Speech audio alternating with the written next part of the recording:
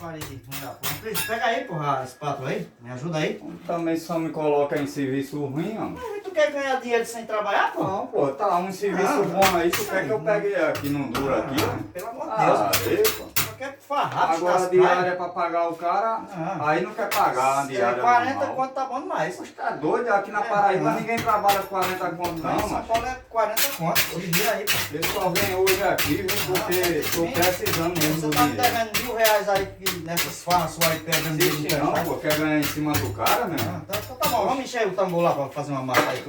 Só pôr o tambor encher de água lá, vai. Vamos. Encher o tambor de água pra fazer massa. Aperrei do Caralho, o cara tu não sabe fazer nada, bicho. Vou pegar aqui pra encher essa porra. Não. Vai encher o tambor aqui? É. O tambor.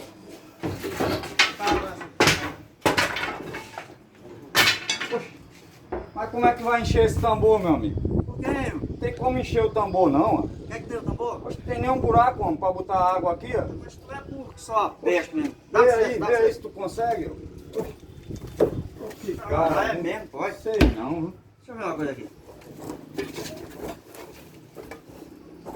Ah, bicho, mas se enchesse de água aqui, não tinha futuro não, tinha vazar que tá furado aqui, ó. Ai. Aí você queria que eu enchesse o tambor desse jeito, Então mano? deixa quieto. Ah, deixa essa porra aí. Ah, pelo amor de Deus, né?